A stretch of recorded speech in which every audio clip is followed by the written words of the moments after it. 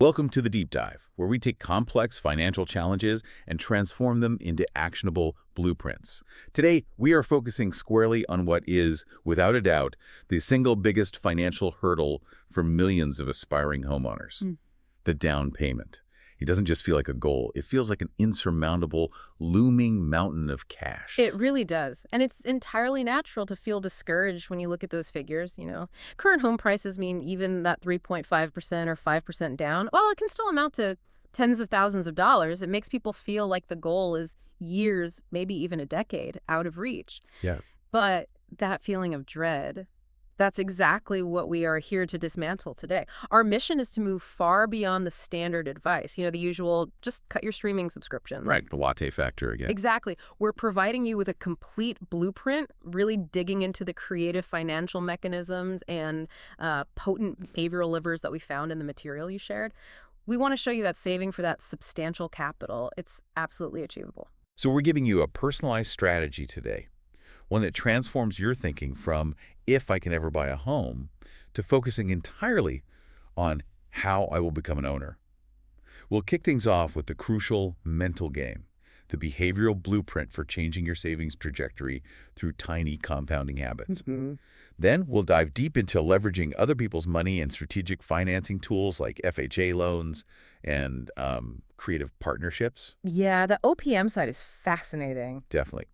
After we get that capital plan sorted, we'll examine advanced negotiation and acquisition tactics to actually reduce the cost of the asset itself. Crucial. And finally, we will put the entire challenge into historical context, understanding the systemic barriers that made this mountain so steep in the first place.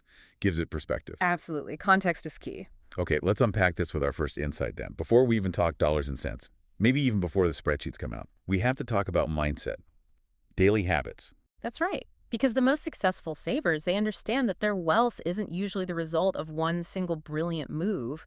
It's more the product of relentless, tiny daily habits, consistency. And this ties into that core principle of incremental improvement. Sometimes people call it the power of the 1%. Exactly, the power of 1%. Think about it. A choice you make today that's just 1% better or maybe 1% worse than the alternative. In the moment, that change seems, well, utterly insignificant, right? Tiny. Doesn't feel like much. But when that slight, tiny shift compounds over 5 years, 10 years, your life trajectory is dramatically altered. It's a difference between who you are now and who you could become. And it's achieved not through these massive, painful overhauls, but just through consistency, day in, day out. It's interesting how the material we looked at reframes how you should even measure your progress. Yeah. They advise focusing far more on your current savings trajectory than on your current results. Yes. And that shift in focus is immediate and powerful. How so? Well, it's a vital psychological reframing. Let's say you are currently a high earner, maybe even a millionaire, but you spend more than you earn each month. Okay. Your current result looks good on paper, right, but your trajectory is bad. It will inevitably lead to financial trouble down the line. Right, you're heading downwards. Conversely, if you are currently broke, perhaps burdened with debt, but you've put a system in place, maybe just saving $50 every single month automatically, your trajectory is positive. You are actively on the path toward financial freedom, even if you feel like you're moving slower than you'd like right now. The consistent act of saving proves you are already changing your financial identity. That concept of identity. That leads us directly to the next key psychological shift mentioned. Moving from outcome-based saving to identity-based saving. This seems crucial. It really is. It differentiates successful savers from, well, purely aspirational ones. Because most people start by focusing solely on the outcome, right? Yeah. That big, often overwhelming number. I want a $60,000 down payment. Exactly. And that focus is often self-defeating. The goal feels so far away that the immediate sacrifice, whatever it is, just feels unrewarding. It's easy to give up. So what's the alternative? The alternative, and this is key for lasting habit change, is focusing on who you wish to become. You shift the focus internally. Oh. So instead of, I want $60, it becomes, I am a disciplined saver, or I am a strategic investor. When you adopt that identity, the habits, things like setting up automatic transfers or tracking expenses, they just flow more naturally. Because you're just acting in line with who you are. Precisely. You are simply acting as the person you already define yourself as being. That transformation of self-image, that's what drives the consistent action needed to actually hit the target. Okay, so if I accept that new identity, How do I actually lock it in? Especially when the big reward, the house is still maybe years away. I need something to reinforce that identity today, don't I? You absolutely do. And that's where the fourth law of behavior change, as described in the sources, comes into play. Make it satisfying. Make it satisfying. Yeah. The human brain is wired to prioritize immediate rewards over delayed ones. It's just how we evolved. And this is the fundamental conflict that makes saving so difficult. That down payment is delayed gratification defined. We need to bridge that gap somehow. And the cardinal rule here is crystal clear. What is immediately rewarded is repeated. Exactly. So to make the saving habit stick, you need to introduce some kind of immediate, maybe small reinforcement. Like what? Give me an example. It could be really simple. Maybe an alert on your phone that pops up saying, "Congrats, you just became $100 wealthier." Every time an automated transfer hits your dedicated high-yield savings account. Ah, okay. A little dopamine hit. A little hit, exactly. That immediate small pleasure helps cement the saving habit.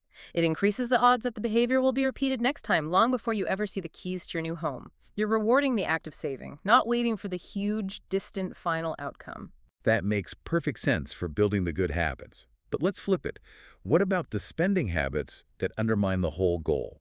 The sources talked about using reverse friction. Yes. This is about priming your environment to make bad behaviors more difficult. Basically, making it harder to spend money you should be saving. So you're diverting that money toward the savings goal almost by default. Precisely. It's a powerful concept, really. Environmental design for your finances. If you find yourself mindlessly spending, maybe ordering takeout online every night is your big drain. Guilty as charged sometimes. Well, the friction might be deleting the delivery apps off your phone, or maybe even storing your main debit card physically in a safe somewhere, making it a hassle to get it out. The sources gave that fascinating, almost extreme example for time wasting, didn't they? If you watch too much TV. Oh yeah. You don't just turn it off, you unplug it, and then you move the entire TV into a closet. I can just picture myself arguing with a closet door every night just to watch an hour of TV. But seriously, that level of inconvenience, that has to be far more effective than just, I don't know, an app telling me I overspent last month. Yeah. Absolutely. The greater the friction required to engage in the bad habit, the less likely that habit is to stick around. If you make it physically harder to spend money on non-essentials, for instance, by setting up your budget so that the savings transfer happens automatically on payday, Right. forcing you to manually move money back to checking if you really want to spend it. Creates that pause, that effort. Exactly. Yeah. That cash naturally flows into your future down payment account. We're using psychology here, not just willpower, to enforce the discipline. Willpower fades. Good systems don't. So section 1 really sets the stage then. We're employing two psychological strategies at once. Right. Creating immediate small rewards for the saving identity, Mm-hmm. and creating friction against the impulsive spending that derails it. This builds the foundation based on consistent action, not heroic effort. That's the core idea. Set up the system for success. Okay, so once that behavioral blueprint is locked in, or at least we're working on it, we move to section 2. And this is where it gets, I think, really interesting for a lot of people. Agreed. Because the entire mountain of cash for the down payment, it doesn't always have to come only from your own bank account, does it? Not at all. This section looks at strategies designed to utilize leverage and non-traditional funding. These can fundamentally change how fast you can accumulate that necessary capital. Let's start with leverage itself. Real estate has historically been seen as a pretty reliable path to wealth generation. Why is that? Well, precisely because of its leveraging power and also some inherent tax advantages we might touch on. But the most powerful concept here is OPM, other people's money. Okay. Savvy investors understand this deeply. They know they can put down a relatively small amount of their own capital and leverage the rest via a lender, usually a bank. And the sources quantified this really well with that ratio. Yeah. Was it for every $1 that's yours? You can potentially have $9 that belong to your lender. A 1-to-9 ratio, effectively. 1 to 9. Wow. And this ratio is crucial to get your head around. You might put in only 10% of the money, but you maintain 100% of the ownership rights. Right. You get 100% of any appreciation if the property value goes up. And you typically get 100% of the tax deductions, like mortgage interest. So you get all the upside on the whole property value, not just on your little slice of equity. Exactly. This acceleration effect is why real estate isn't just a passive store of value, like gold maybe. It can be an active wealth-building engine because of that leverage. Okay, but hang on. Let me play devil's advocate for a second. If I only put down 10% and the market takes a quick, sudden dip, say 5%, haven't I instantly lost half my equity? That sounds incredibly risky, especially for someone just starting out. That's a critical question, and it speaks directly to the discipline required. The risk is absolutely real, especially in the short term. Leverage cuts both ways. So how do experienced investors mitigate that massive risk? Yeah. Well, generally in three main ways. First, they often focus on long-term hold strategies. Real estate cycles up and down, but historically, it recovers and appreciates over decades. They plan to ride out the dips. Okay. Patient. Second, cash reserves. They often have, say, 6 months of mortgage payments, taxes, and insurance set aside in a separate account. This buffer lets them weather short-term fluctuations or vacancies without being forced to sell at a loss. Right, the emergency fund for the property. Exactly. And third, and this leads us nicely into our next section later, they build in significant equity margins up front. By buying undervalued deals, they create intrinsic equity from day one. A 5% market dip doesn't hurt as much if you bought the property 20% below market value to begin with. Got it. That context is vital. So OPM is powerful, but it requires strategy and buffers. Absolutely. Now, what about those who don't even have the 10%? Or maybe they have challenged credit from past financial struggles. The material suggests there are still ways in, even for people maybe struggling financially. It mentioned things like no money down deals. Yeah. And wraparound mortgages. Yes, those are definitely more advanced creative strategies. The wraparound mortgage is a great example of seller financing. How does that work? Exactly. Okay, essentially, if a seller owns a property outright, or maybe has only a small existing mortgage on it, they can agree to accept installment payments directly from you, the buyer. They effectively act as the bank. The seller becomes the lender. Right. And they wrap your new financing around any existing, usually small debt they might still have on the property, hence the name wraparound. Okay, but why would a seller agree to do this? Why not just take a lump sum from a traditional buyer with bank financing? Good question. Several reasons. Primarily, it allows the seller to potentially earn interest income over time, which can be attractive from a tax or investment perspective. Also, it drastically expands their pool of potential buyers. Because they can sell to people banks might reject. Exactly. They're specifically targeting those who might not qualify for conventional bank financing due to, say, low cash reserves or credit issues. For the buyer, this avoids the high scrutiny and strict down payment requirements of a traditional bank.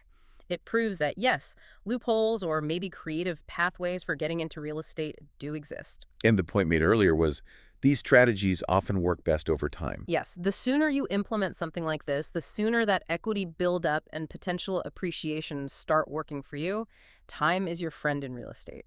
Okay, let's pivot now to a specific government-backed program that's much more common and perfectly tailored for the aspiring homeowner, not necessarily the hardcore investor right away, the FHA loan. Yes, FHA loans are incredibly powerful tools, especially for first-time buyers. Why are they so accessible? Because they are government insured. The Federal Housing Administration, the FHA, insures the mortgage for the bank. This effectively reduces the risk the bank takes on when lending to you. And because the bank's risk is lower. They're willing to accept a much smaller down payment, often as low as 3.5% of the purchase price. And they can often work with lower credit scores than might be required for a conventional loan. Okay, 3.5% down. That sounds much more achievable for many people. But there's a catch, right? A crucial limitation that everyone needs to understand. A very important one. That limitation is the primary residence requirement. FHA loans are designed only for owner-occupants, people who are going to live in the property. So you can't use an FHA loan to buy a pure investment property like buy it, immediately rent it out while you continue living somewhere else. Correct. That's generally not allowed under FHA guidelines. You have to intend to occupy the home as your principal residence, usually within 60 days of closing, and live there for at least a year. And here is the massive twist, the one the source has highlighted. The strategy that can launch a first-time buyer immediately into the world of real estate investing, often called house hacking. Precisely. This is where FHA loans get really interesting. You can utilize that low down payment FHA loan to purchase a multi-unit property. Like a duplex. Or bigger. A duplex, a triplex, or even a fourplex up to 4 units. The key condition remains, you have to plan to live in one of the units yourself. Wow. Okay, so this is a sanctioned low down payment path into owning an income-generating property right from the start. Exactly. You're leveraging the government's insurance program designed for homeowners to buy an asset that can potentially pay for itself or at least significantly offset your costs. Let's break that down. Instead of my, say, $10,000 down payment, 3.5% on roughly $285K, going toward a single-family home where 100% of the mortgage, taxes, insurance is on me. Right. I could potentially use that same $10,000 to buy a fourplex. I live in Unit A. And the rent you collect from units B, C, and D goes towards covering your entire mortgage payment.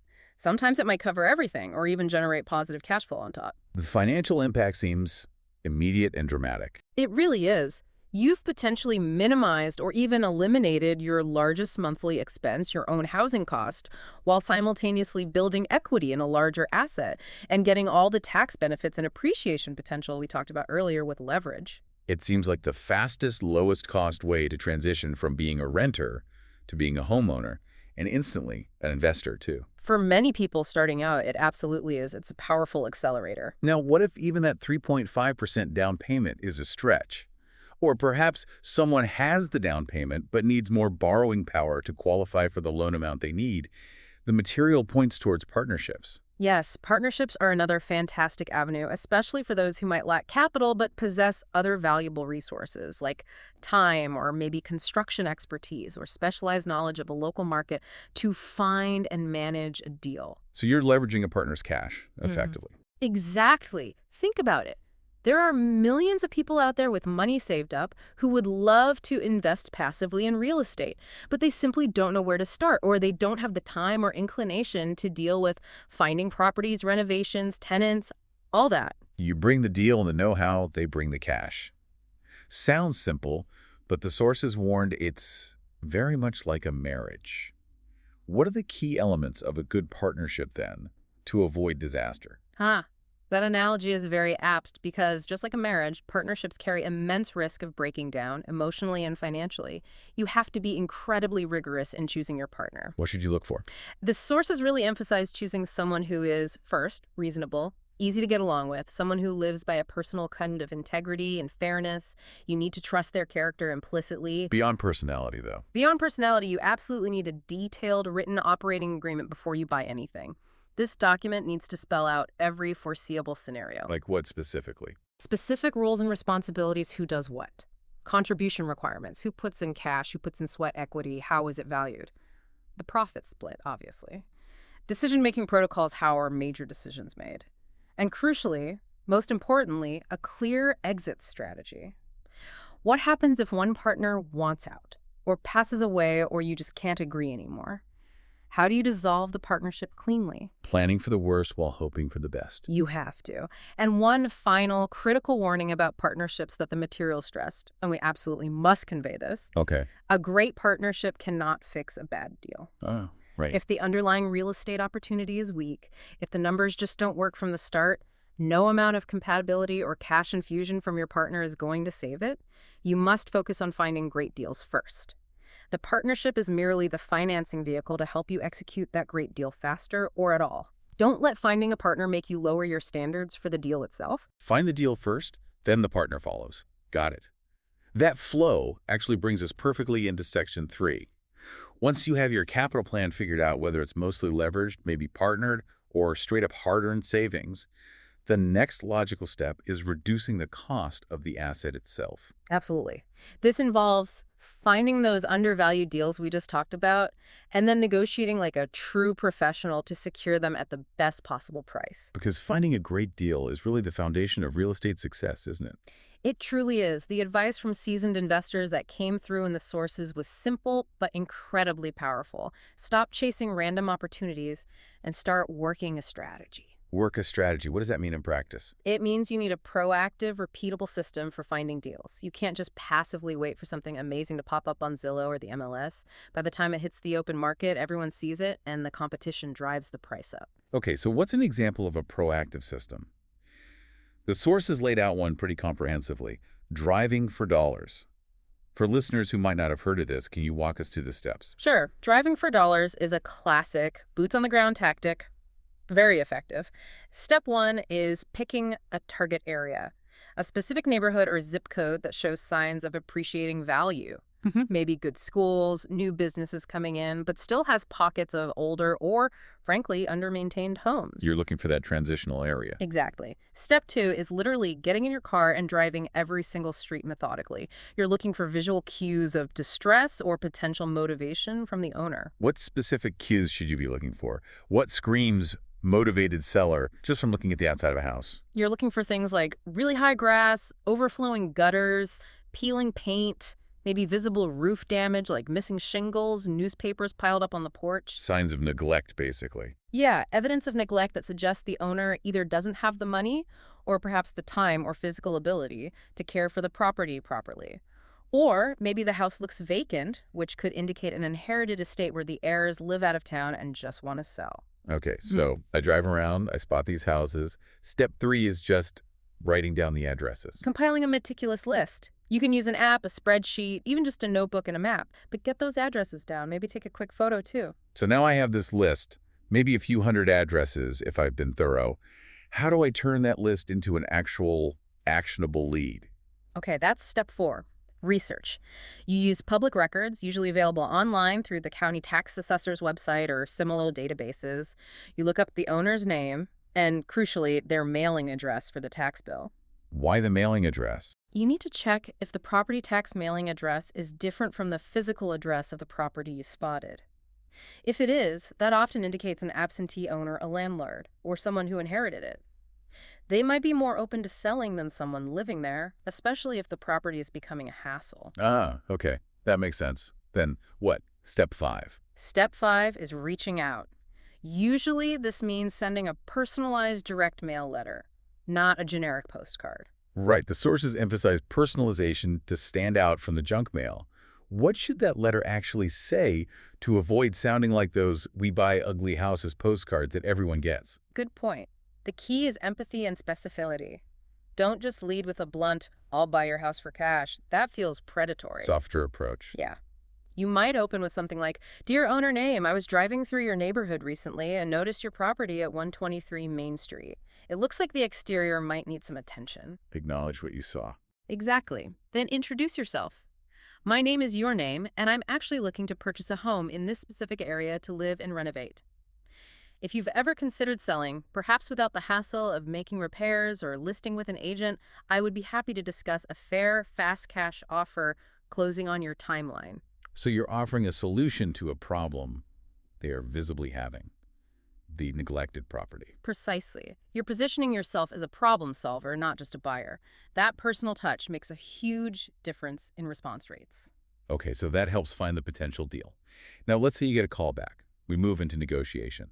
The first piece of tactical advice from the sources seemed almost deceptively simple. Build rapport. It sounds simple, but it's foundational. People naturally give better deals, are more flexible with people they genuinely like and trust. So how do you build rapport quickly with a seller you've just met? It's mostly about active listening. Let them talk, ask questions about the house, their history with it, validate their concerns even if you don't fully agree. Avoid direct argument or contradiction. So if you disagree on something, like the condition of the foundation, You hedge your statements. Instead of "no, you're wrong, that crack is serious," you say something like, "Okay, I understand why you see it that way, but in my experience, that kind of horizontal crack sometimes indicates pressure that we might need to factor into the repair costs. Have you had it looked at recently?" gentle disagreement. Gentle, respectful. The goal is to build a collaborative feeling, like you're working with them to solve their problem, selling the house, which ultimately results in a better price for you. Okay, rapport established. Now the moment of truth. They name their price, and maybe it's high. The sources suggested a specific, powerful negotiation phrase to use right then. Yes, this is a classic tactic, works across many industries, not just real estate. When you hear their initial asking price, especially if it feels high, you pause for a second. Let there be a little silence. The power of the pause. Exactly. Then you simply calmly ask, "Gee," or "That's quite a bit higher than I was anticipating than I can go right now. Is that the absolute best you can do?" Is that the best you can do? Why is that specific phrase so effective? It employs a subtle psychological pressure. By acting slightly surprised or indicating it's beyond your range, without being specific about your budget yet, you signal the price is out of bounds, but you do it without directly insulting their number or making a lowball counteroffer immediately. And the question itself prompts action. Critically, yes. Asking, is that the best you can do? Puts the onus back on them to justify the price, or more likely, to immediately make a concession. In almost every case, they won't just say yes, they'll say something like, well, maybe I could come down to $6, or what did you have in mind? And just like that, the real negotiation has started. Exactly. You've successfully moved past their initial anchoring price, often saving thousands of dollars with that one simple question, before you've even made your first offer. Okay, but the sources also included a warning here. When you do make your initial counteroffer, it needs to be lower than your maximum acceptable price, obviously. Right, you need room to negotiate upwards. But not so ridiculously low that you risk insulting the seller and just ending the conversation right there, losing the deal altogether. Absolutely. It's a fine line. You need a buffer, but you can't be offensive. It's a subtle game of confidence, balanced with respect for the seller and the property. You need to have done your homework on comparable sales to know what a reasonable starting point is. Okay, now let's connect this idea of buying low, maybe doing some repairs, with future wealth building. The BRRR principle came up. Buy, rehab, rent, refinance, repeat. Yes, the BRRR strategy is central for many investors looking to scale efficiently, even starting from that house hack scenario we discussed. And the refinance step seems like the engine here. That's what generates the capital for the repeat step, right? It allows the investor to pull their initial investment back out. Exactly. You pull equity out via the refinance, giving you more capital to go do another deal. It also dramatically improves your return on equity, your ROE, because you have less of your own cash tied up in the property long term. Okay, let's walk through the math example from the sources to really illustrate why finding that great deal initially is so crucial, especially if you had to use, say, short-term, high-cost funding like hard money to acquire it quickly. Good idea. Hard money lenders, remember, are private lenders. They lend fast, often based on the deal's potential, not just your credit. But the interest rates are high, and the loan term is short, maybe 6 to 12 months. You have to refinance out of it quickly. Okay, so using the numbers, I buy a distressed property for $50,000. I spend $20,000 on the rehab. My total cash invested is $70,000. Now I rent it out. Then comes the refinance. How much does that property need to be worth at that point? To fully pay off that $70,000 hard money loan, plus maybe some closing costs, the property needs to appraise for significantly more. When you go to a traditional bank for the long-term refinance, they calculate their loan amount based on the property's current market value, the after repair value, or ARV. And banks typically only lend a certain percentage of that ARV, usually 70% to maybe 80% for investment properties. Let's be conservative and assume a 70% loan-to-value ratio, or LTV. Okay, so if I need to borrow $70,000 to pay back the hard money lender, and the bank is only willing to give me 70% of the property's appraised value. You do the math.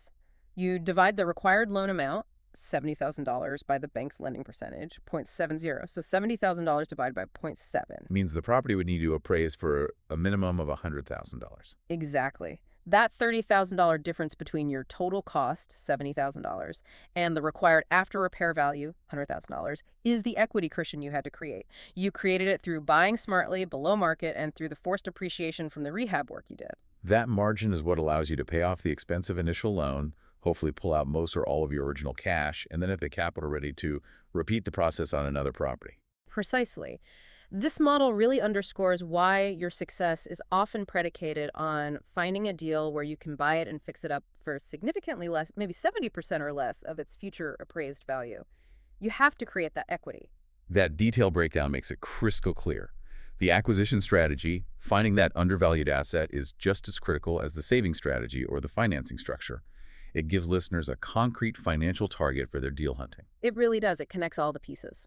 Now, before we wrap up and synthesize everything into final actionable advice, it feels essential that we put this whole challenge, saving that big down payment, into its proper historical context. Yeah, I agree. It's important for perspective. To really grasp why the down payment hurdle feels so high, particularly for certain marginalized groups, we need to understand some of the systemic barriers that were described in the sources. Barriers that created and, frankly, exacerbated the financial gap over generations. It's crucial to remember this difficulty in saving didn't just appear out of nowhere, right? The material suggested it was often the cumulative result of historical policies and widespread discriminatory practices. Exactly. Let's start with the rent inequities mentioned. These directly drain capital that could have otherwise gone towards savings. How so? Well, historically, the sources indicate that African American tenants often face significantly higher disproportionate rent hikes compared to their white counterparts. This was especially true during critical periods of urban expansion, like the Great Migration early in the 20th century, and again around WWII. If your housing costs are artificially inflated, your ability to save is obviously suppressed. And the numbers cited were quite startling. Philadelphia in 1923, African-American tenants saw an average rent increase of 18% compared to 12% for white tenants. That's a big difference. A huge difference. And later, the source mentioned 1938 Manhattan, where African Americans' median rent was reported as being up to 50% greater than the median rent for whites, even though their median incomes were generally lower. 50% higher rent on a lower income. Just think about the compounding effect of that over a person's entire working lifetime. Exactly.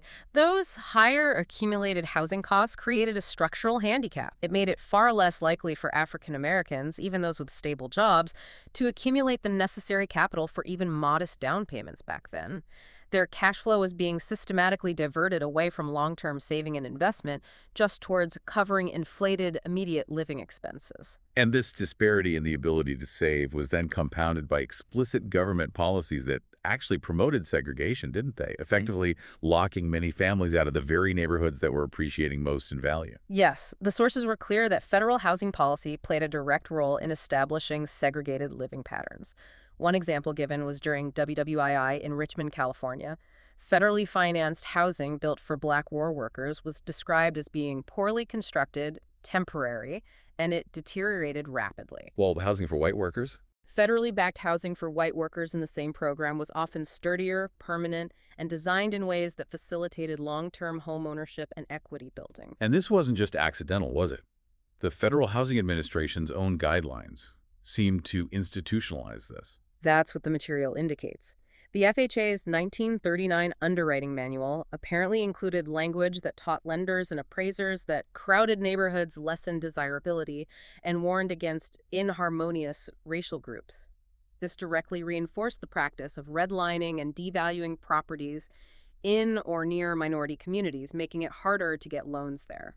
And even if a family could save money, this segregation was actively enforced in many new suburban developments, particularly after WWII, through things like restrictive covenants.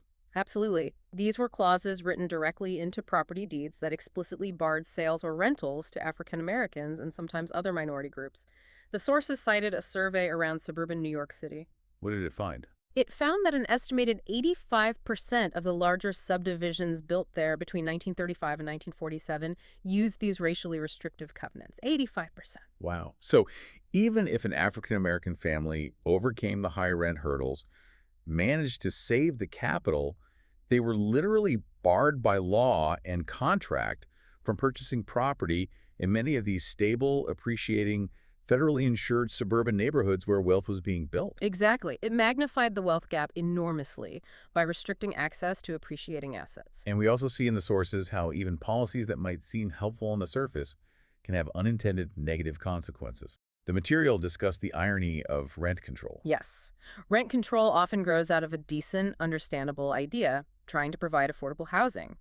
The source mentioned the 1962 New York City statute that framed low-price housing as an inalienable right for millions of New Yorkers. Sounds good in theory, but the source described it ultimately as a disaster for all but the privileged minority who happened to already be living in those rent-controlled units. and what's the mechanism that causes that negative outcome? Why is it a disaster? It boils down to basic supply and demand applied to housing quality and availability. When rents are held artificially low, landlords have far less incentive and often less capital to maintain, repair, or improve their properties. Over time, this can lead to deterioration and stagnation of the housing stock. And it affects new supply, too. Yes, it strongly disincentivizes the construction of new rental housing because the potential returns are capped. So while it provides benefit for the lucky few incumbents who have those controlled units, it ends up contributing heavily to the overall housing shortage and affordability crisis for everyone else, especially newcomers trying to find a place to live and save money in the first place. It makes it harder for aspiring homeowners and new renters alike. Okay, so understanding this historical backdrop, The systematic draining of savings through higher rents, the restriction of access to appreciating assets via segregationist policies and covenants, and even the unforeseen negative consequences of well-meaning but perhaps flawed economic rules like rent control. It really does give us a much clearer, maybe sobering perspective on the sheer size and complexity of the down payment challenge many face today. It absolutely does. It shows that the playing field hasn't always been level, and the starting lines were set differently for different groups, impacting wealth accumulation over generations. #tag outro. So let's try to synthesize the blueprint we've laid out across this deep dive. The challenge of saving for that down payment is absolutely conquerable, but it clearly demands far more than just, tightening your belt a bit. Right. It's not just about skipping coffee. Not at all. It requires combining those disciplined, satisfying habits we talked about, the 1% rule, focusing on becoming a saver, that identity shift, with serious financial literacy and strategic action. You need both the mindset and the mechanics. That means transforming your savings identity, using techniques like reverse friction to consciously make spending harder. It means understanding how to powerfully leverage other people's money, that $1, $9 potential ratio. Yeah. Knowing the strategic value of specialized tools like the FHA multi-unit loophole for house hacking. And being absolutely rigorous in your acquisition strategy, stop chasing shiny objects and start working a systematic plan, like driving for dollars. And remembering that negotiation is a powerful tool in your belt. Reducing the cost of the asset itself through rapport and smart tactics, like simply asking, is that the best you can do? That question alone can be the gateway to a much better price. Don't leave money on the table. Exactly. And if you are going the investment route, even starting with a house hack, really master that BRRR math. Ensure your acquisition creates enough equity margin right from the start to pay off any initial high-cost debt and, crucially, launch you towards your next deal. Keep the momentum going. So the tools really are available, whether you're bringing in partners, utilizing specialized government-backed loans, or just simply becoming a much better negotiator and a more disciplined saver through habit design. The tools are there. Your central task, then, as a listener wanting to achieve this, is to transform your mindset. Shift from focusing on the perceived impossibility of the final dollar amount, that daunting mountain, to focusing entirely on the technical how. How will you structure your savings? How will you find the deal?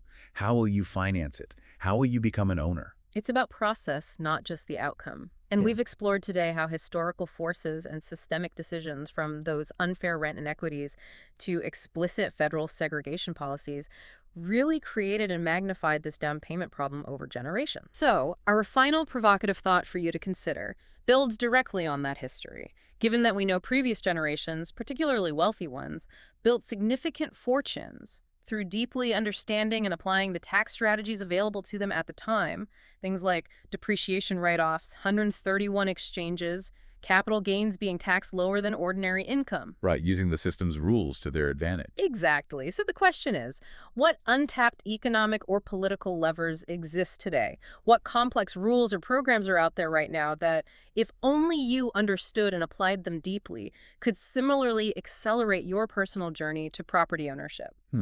What are the next underutilized financial loopholes or strategies just waiting for someone to find them and leverage them? And how can you use that knowledge, that edge, to overcome some of the systemic obstacles and historical disadvantages we discussed today? Go out and find that knowledge. Find that edge. That's the challenge we leave you with.